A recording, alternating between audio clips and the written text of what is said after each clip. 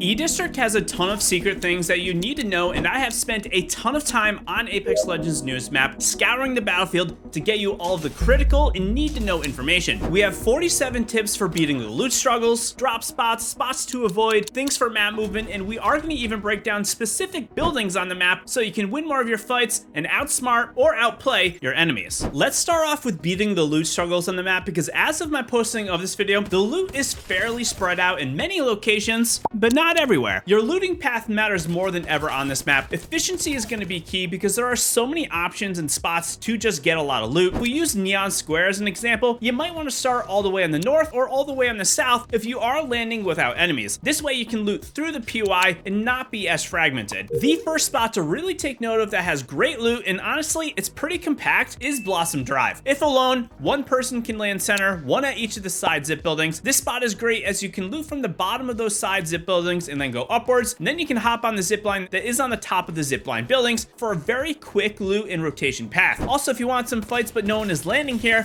there's almost always players landing at Neon Square, which is just a quick hop across the street to get there. And if you are wondering, this POI and Heights on the other side of the map are actually very similar in terms of the overall layout. So if you learn this POI, you're actually learning two POIs, which is awesome for having some landing options. Sprinkled throughout this POI, there's also quite a few paths to get up to height, which can be good if enemies are landing with you. If you are contested though, I do suggest stacking one of the zip side buildings or getting height right in the middle is always gonna be a good option. We kind of already hinted at it, but a crazy strong loot POI is gonna be Neon Square. However, the looting path here can be pretty tough. South is almost always gonna be better for less enemies, so if you want more consistency off your drops and you wanna be sure that you're gonna get some loot, land south. If you wanna go for more hot drops, then do land north. I actually think the loot in the big building in the center is not that good though, so I do suggest that you land at one of the zipline buildings that are just adjacent to this area. My favorite drop spot in the map right now is going to be Draft Point though, not only because the loot is fairly decent, but because it is more centrally located, meaning you can get more fights and very quick rotations to the center of the map. This POI has a fair amount of loot bins and ground loot, which is good. It has both beacons and it does have a crafter, meaning you are going to get a lot more chances to get some evo gain. I also find harvesters do spawn right in the POI or just outside of it, which is nice. You're gonna have a quick rotation to the center map to get some fights, and there's always people in the center map. And if you are landing alone here with your squad, have one person land on the center loot pills and then two people land on the sides where the beacons spawn. If an enemy is here, I do suggest that you stack together by landing in the mid and on one side, not in the full POI. The final and probably the best POI in the map for pure looting ability is gonna be the Lotus all the way to the north. There are a few ways you can go about this map. If you are alone, each of you in your squad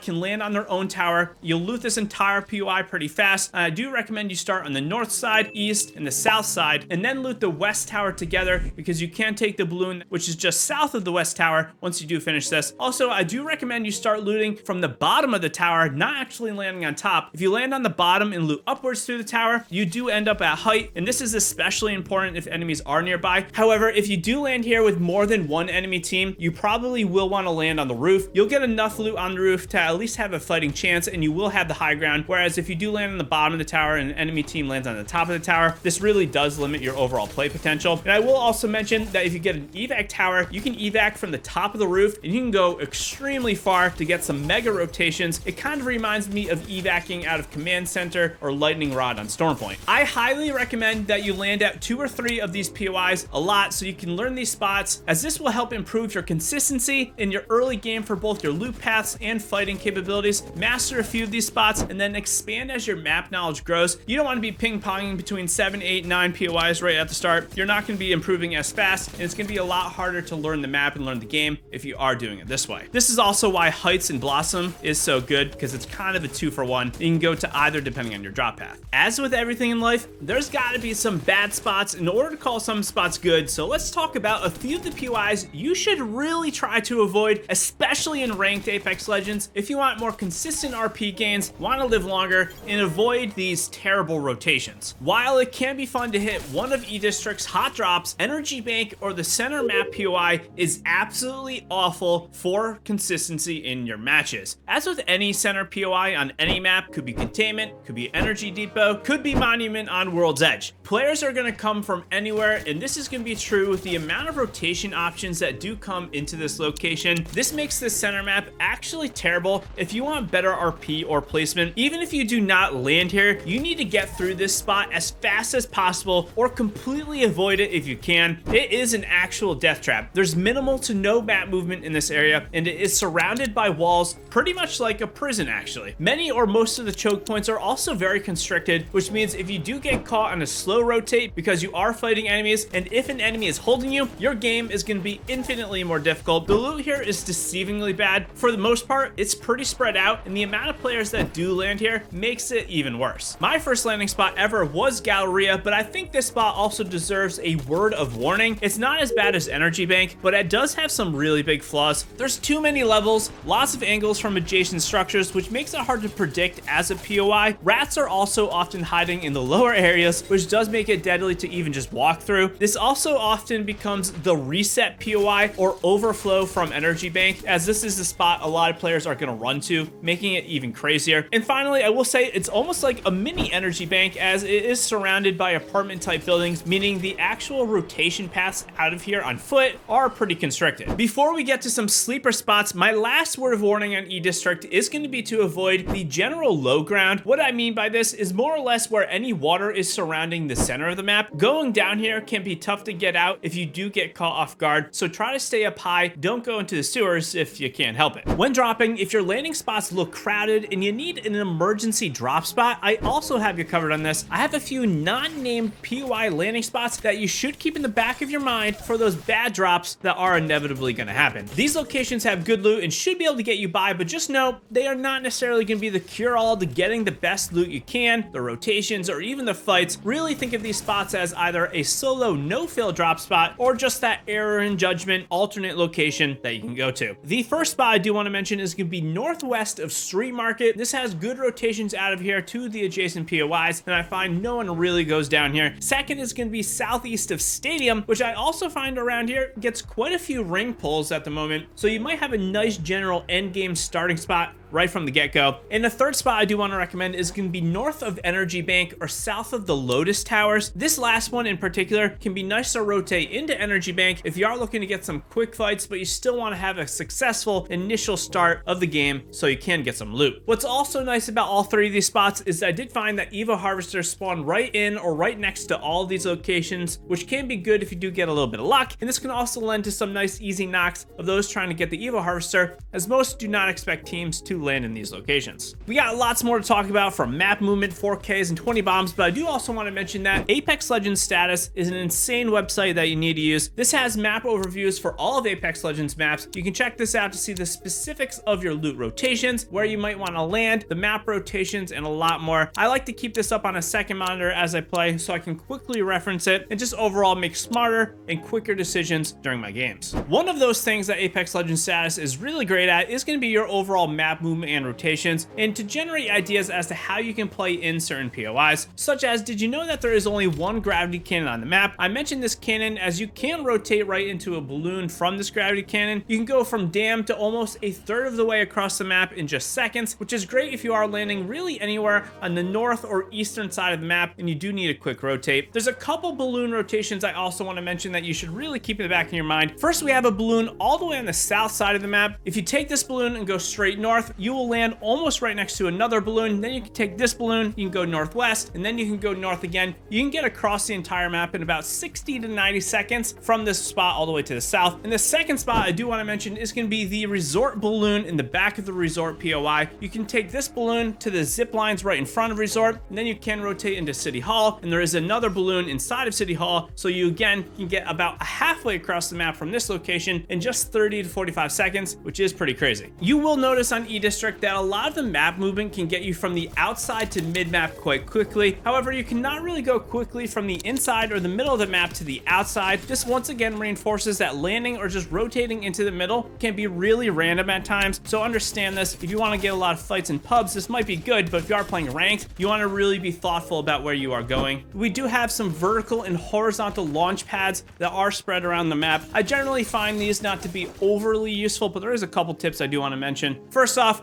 The vertical ones are really just easy ways to get to height. You do need to be mindful about taking these though, because the vertical pads, you can very easily get beamed off of them if there are enemies camped on the buildings nearby. But everyone should learn where these pads are, especially if you're not a movement legend. This will greatly help you traverse the map. Also want to mention that Loba interacts very well with both the horizontal and vertical launchers, as you can bracelet mid-transportation, getting some really interesting movement plays down. And speaking of Loba, let's talk about a lot of the specific legends and their interactions on the map. Staying with Loba, we do know that the loot is a little spread out on E-District, so if you want to get a little bit more consistent with your looting and speed it up, Loba and her black market is definitely going to help you out here. And of course, you do got movement with the bracelet. Revenant works very well on E-District. You can open up a lot of sneaky climbing spots and many non-linear approaches to buildings, and you can really angle out enemies in ways that they really are not expecting. Third is going to be Horizon. This is the obvious one. Her team fighting is still incredible, and since many of the buildings are 3, 4, 5 stories tall on E-District, her lift is going to help you out greatly. Valkyrie is kind of flying under the radar right now. She has great ultimate rotations. If you do land on the north side, which has general higher spots like Lotus, Resort, and Dam, you can get very far with her ultimate skyward dive. And also, Valkyrie is massively useful when you do have to go into the center of the map, since she is more or less a balloon tower that you can use from anywhere. And I find this is way more useful than just popping an evac tower. So this is something that you should consider if you are playing ranked. Pathfinder, in my opinion, is honestly god tier on this map, solely due to his grapple and the ability to gain height for himself and his team with the zipline rotations. Also, you can help get through some of the larger open spots quickly. You can zip across the majority of the center area with Pathfinder Zip. And of course, he's got survey beacons or ring consoles, helping you determine your rotation via either finding enemies or figuring out where the end game is going. Altar was actually kind of made for this map, if you did not know that. The map lore actually kind of centers around her, and obviously she came out last season, so the map coming out the season after her means that they definitely took, in fact, what she can do on the map. So she is great to get a lot of height and get through spots that are a little bit tougher on the map. There's a lot of really long buildings on E-District, and Altar can help you get through these weird transportation spots with her portal. Advantage is the last legend I do want to recommend. Her bat is going to help you gain height, which is nice, and she's the only legend that can use both survey beacons and ring consoles at the same time, giving your team increased utility on the map for zone prediction